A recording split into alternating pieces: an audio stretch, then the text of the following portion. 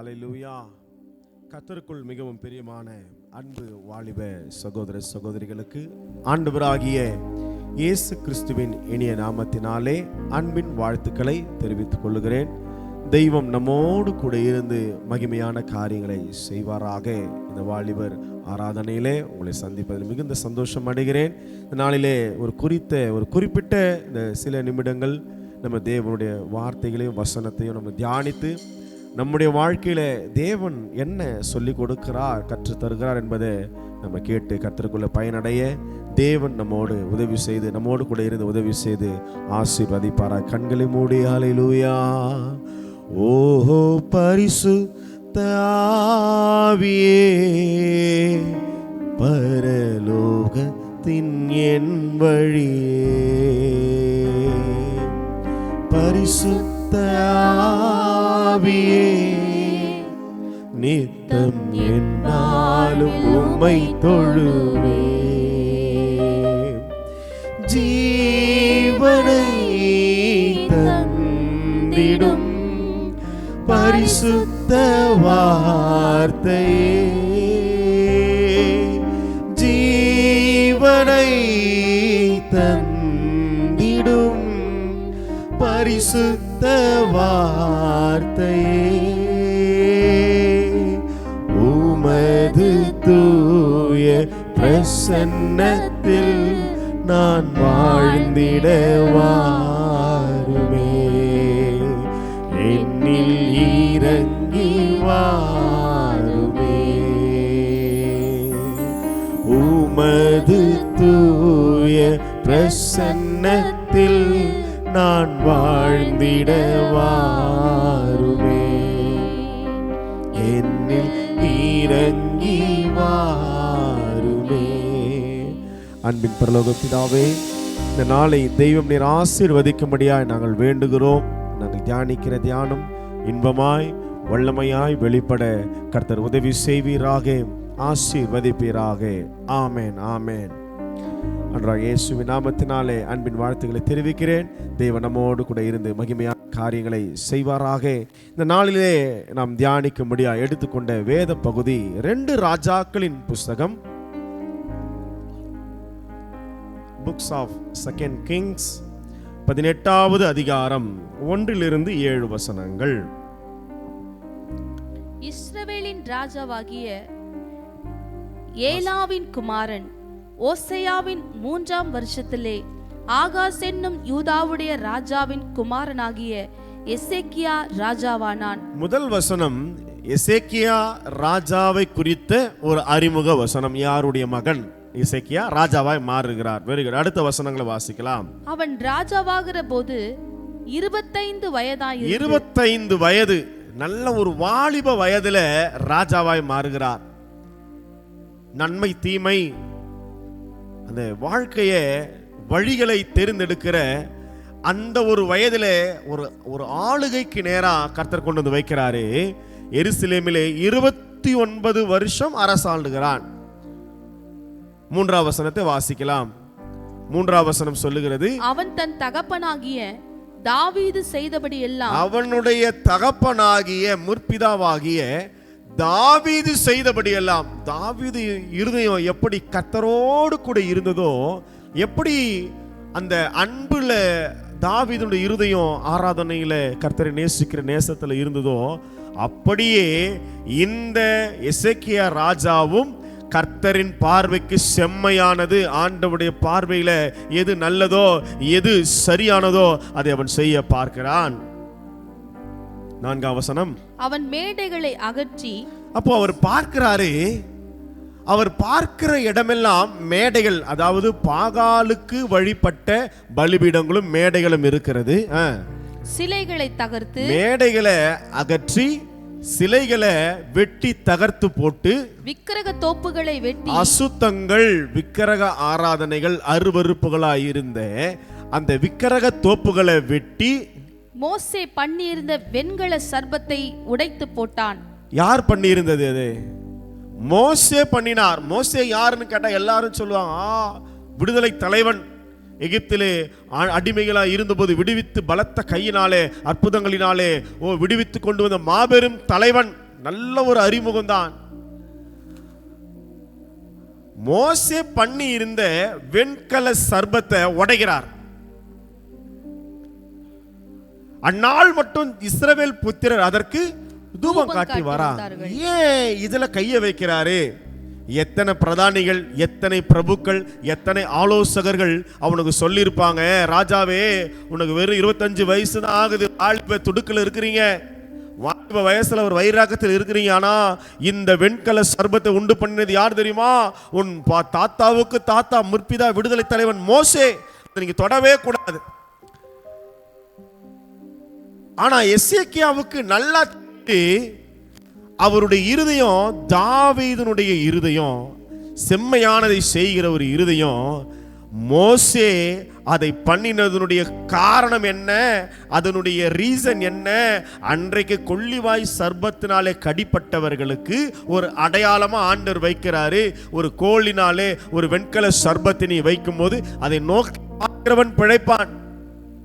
ஒரு சின்ன ஒரு கீழ்ப்படிதல், ஜனங்க கீழ்ப்படியாம வணங்கா கழுத்துள்ளவளா இருக்கிறாங்க, அதை நோக்கி பார்க்கிற எவனா இருந்தாலும் பிழைப்பான் என்பதனுடைய அந்த கீழ்ப்படிதலின் அடையாளமா தான் மோசே அதை உண்டு பண்றாரு. ஆனா அதன் பின் வந்த சந்ததியோ அதை விக்கிரக ஆராதனையா, அதற்கு தூபம் காட்டி அதை ஒரு தெய்வமா, அதை ஒரு விக்கிரகமா மாத்தி வந்துட்டாங்களேன்னு மோசே உண்டு பண்ணினார் என்பதை விட ஆண்டவர் பேரிலே இந்த எசேக்கியா ராஜா வைத்திருந்த அந்த அன்பு, அந்த பாரம்பரியத்தையும் அந்த விக்கிரக ஆராதனையும் அது உடைத்து போட கிருபை செய்தது. அல்லேலூயா.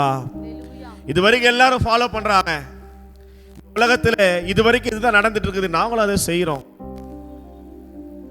இந்த உலகத்துல இதுவரைக்கும் இந்த அசுத்தங்கள் தான் இருக்குது, எல்லாரும் வாழ்ந்துட்டு இருக்கிறாங்க, நானும் வாழ்றேன். அப்படி அல்ல. ஆண்டவர் எசேக்கியா ராஜா இருதயத்தை ஆண்டவர் திருப்பினார். இது தவறு.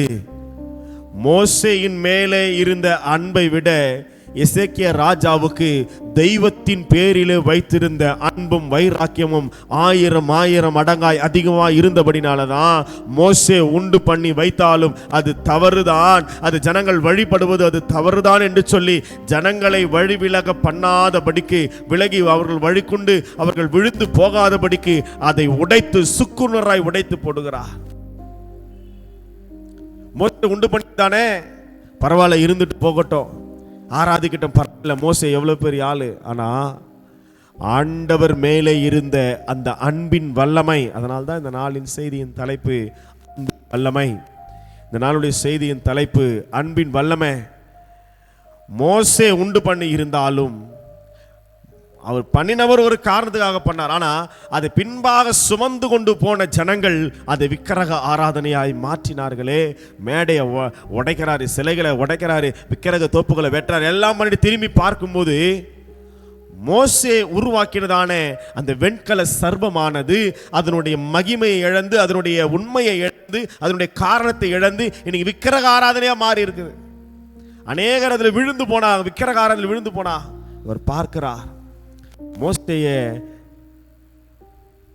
மோசே உண்டு பண்ணின ஒரு வெண்கல சர்பந்தா அதன் மேலே இருந்த அன்பை விட, மோசேயின் மேலே இருந்த அன்பை விட ஆண்டவராகிய தேவன் மேலே எசேக்கியா ராஜா வைத்திருந்த அந்த அன்பு, அந்த தூய்மை, அந்த அன்பின் வைராக்கியம், வல்லமை தான் அவர் சொல்றாரு.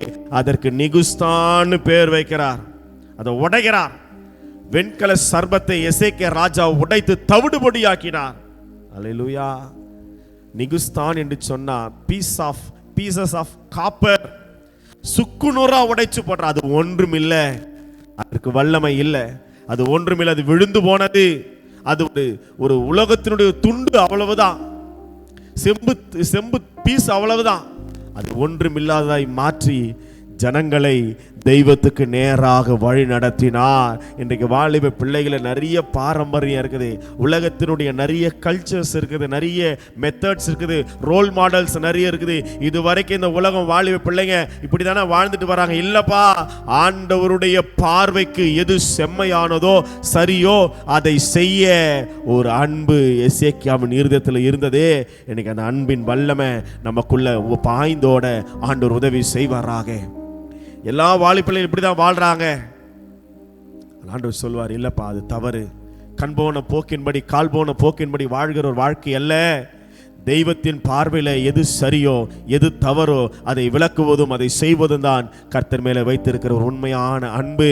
ஐயோ, மோசே பண்ணி வச்சதுன்னு அதை இந்த எசேக்கியா ராஜா வணங்கவில்லை, அதை உடைத்து போடுகிறார். ஏன் தெரியுமா? அதன் மேலே இருந்த அன்பை விட, அதன் மேலே இருக்கிற பக்தியை விட கர்த்தர் மேல, ராஜாதி ராஜா மேல அவர் வைத்திருந்த வேத வசனத்தின் வெளிச்சமும் அன்பும் ஆழமா இருந்தது. இந்த உலகத்தில் நிறைய மெத்தட்ஸ் இருக்கு, ரோல் மாடல் நிறைய பேர் இருக்கிறாங்க. அதெல்லாம் வாழ்க்கை அல்ல. எல்லாரும் இப்படி வாழ்றாங்க, அந்த வாழ்க்கை நானும் வாழலாமா? இல்லை. கர்த்தருடைய பார்வைக்கு செம்மையானது எது? வசனம் சொல்லுகிறது, அவன் இஸ்ரவேலின் தேவனாகிய கர்த்தர் மேல வச்ச நம்பிக்கையிலே அவனுக்கு முன்னும் இந்த ராஜாக்கள் யாரும் இல்லை, பின்னாடிய ராஜா அப்படி இல்லை. அப்படிப்பட்ட ஒரு நம்பிக்கை அன்பை கர்த்தர் மேல எசேக்கியா ராஜா வைத்தார். அவன் கர்த்தரை விட்டு பின்வாங்காமல் அவரை சார்ந்திருந்து ஆண்டரை விட்டு போகவே இல்லை. ஆண்டவர் விட்டு இந்த இருதயம், அந்த அன்பு மாறவே இல்லை. கர்த்தரை சார்ந்து ஆண்டவரையே டிபெண்ட் பண்ணி ஆண்டவர் மேலேயே ஒரு தியாகம், ஒரு அன்பு அர்ப்பணிப்போடு இருந்து கர்த்தர் மோசேக்கு கற்பித்த அவருடைய கற்பனைகளை கை கொண்டார். மோசேக்கு கற்பித்த, மோசேயின் மூலமாய் கற்பிக்கப்பட்ட கற்பனைகளை கை கொண்டார். அதே மோசே உருவாக்கின வெண்கல சர்பத்தை உடைத்தார். அந்த வசனம் தான் சத்தியத்தை அவருக்கு சொல்லி கொடுத்தது. அந்த வார்த்தைகள் தான் கர்த்தருக்குள்ள அந்த அன்பிலே இருதயத்தை வளர வைத்தது. அல்லேலூயா. இன்னைக்கு நம்ம முன்பதாக நன்மைகள், தீமைகள், அசுத்தம், பரிசுத்தம் எல்லாமே கண்கள் ஒப்பு கொடுக்கப்பட்டிருக்கிறது. ஆனால் எதை நாம் தேர்வு செய்கிறோம்? ஆண்டவருக்காக வாழ்கிறோமா? ஆகையால் கர்த்தர் அவனோடு இருந்தார். ஆண்டவருக்காக வாழ, ஆண்டவரை நேசிக்க, ஆண்டவருக்கு பிரியமானதை செய்யும் போது கர்த்தர் எசேக்கியா ராஜாவோடு இருந்தார். அவன் போகிற இடமெங்கும் அவனுக்கு அனுகூலமாச்சு, காரியம் வாச்சது. அவன் செய்த காரியத்தை தெய்வம் ஆசீர்வதிக்க ஆரம்பித்தார். அவன் அசீரிய ராஜாவை சேவிக்காம கர்த்தருக்கு பிரியமா வாழ்ந்தா இன்னொருவன் உன்னை ஆண்டு கொள்வதில்லை. அவன் அதிகாரத்தை தள்ளிவிட தேவன் உதவி செய்தார். இன்னைக்கு சத்துரு பிசாசினுடைய ஆளுகையை நம்ம தள்ளி விடணும்னா ஆண்டு மேல ஒரு அன்பு நமக்கு தேவை. தெய்வத்தை உண்மையாய் நேசிக்கிற ஒரு அன்பு. பாவத்தில் கட்டப்பட்டிருக்கிறோம், பாவத்துக்கு அடிமையா இருக்கிறோம். எதெல்லாம் நம்மளால ஜெயிக்க முடியலையோ அதெல்லாம் நம்ம அதுக்கு நம்ம அடிமைப்பட்டு இருக்கிறோம். அதுதான் பவுல் அப்போஸ்தலன் சொல்லுகிறார், எவைகளை நம்ம ஜெயிக்கப்பட்டிருக்கிறோமோ அவைகளில் நமக்கு அடிமைப்பட்டு இருக்கிறோம். நம்ம ஆண்டு கொண்டிருக்கிறது. அது முன்னிருந்த ராஜாக்கள் அசீரிய ராஜாவை ஜெயிக்க முடியல, அடிமைகளாய் பகுதி கட்டி வாழ்ந்து ஒரு அடிமைகளா வாழ்ந்தாங்க. ஆனா எசேக்கியா ராஜாவோ அவனை சேவிக்கவில்லை. எல்லா வாலி பிள்ளைகள் அடிமைப்பட்டு கிடக்கலாம்.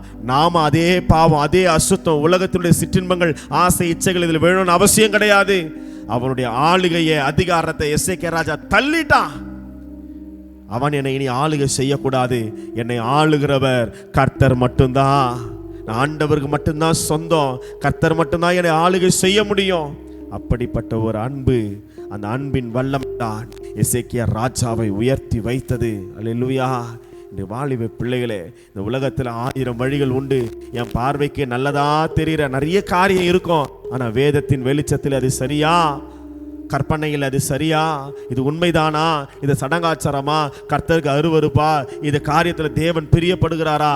அது என்ன என்பதை ஆராய்ந்து அறிந்து கர்த்தரை உண்மையாய் நேசிக்கும் போது அவருடைய அன்பின் வல்லமை, கர்த்தர் நம்மளை பெரிய இடங்களை கொண்டு போவார். நம்மை கொண்டு தேவன் அற்புதங்களை செய்வார். எசேக்கியா போன இடமெல்லாம் அனுகூலமாச்சு, உடைக்கிறார்.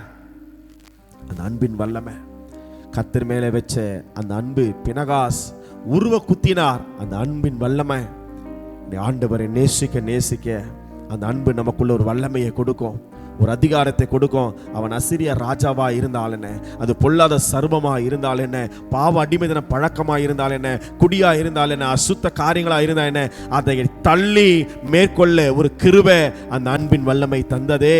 பாகாலை உடைக்க ஒரு அன்பின் வல்லமை அவனுக்குள்ள கர்த்தர் தந்தாரே.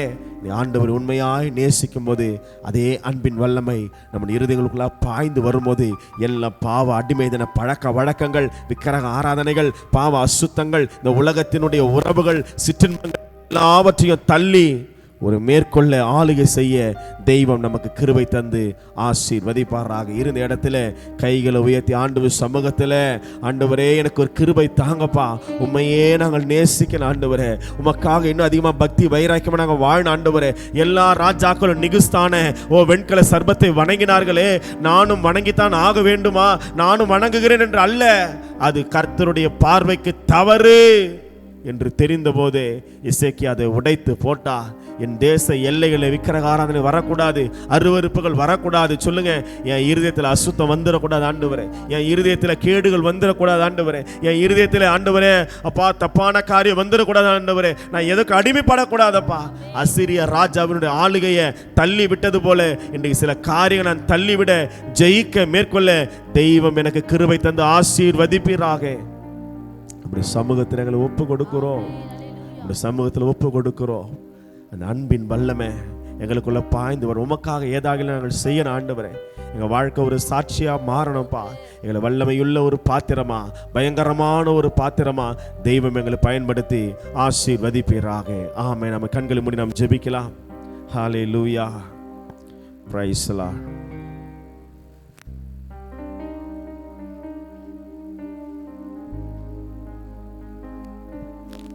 அன்பு தகப்பனே, நன்றியோடு ஸ்தோத்திரிக்கிறோம் ஐயா. இந்த வேளையில ராஜா எங்களோடு பேசின வார்த்தைகளுக்காக உமக்கு நன்றி செலுத்துகிறோம். அந்த அன்பு எப்படி ராஜா எங்கள் இருதயத்தில் ஆண்டவரே ஸ்தோத்திரமை குறித்த அந்த அன்பு இருதயத்தை ஒவ்வொரு நாளும் ஆண்டவரை நெருக்கி பிழியும்படி நாங்கள் செபிக்கிறோம் ஆண்டவரே.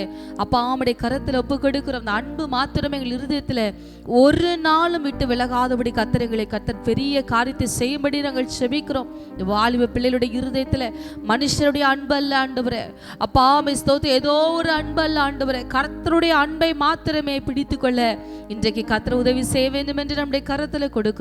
அந்த அன்பு எங்களை நிச்சயமா எல்லாத்தையும் விலக்கி விடுவிக்கும் ஐயா. இந்த கரத்தில் ஒப்பு கொடுக்கிறோம். ஆசீர்வதியும் பொறுப்பெடுத்துக் கொள்ளும். இயேசுவின் நாமத்தில் செபிக்கிறோம் பிதாவே, ஆமென்.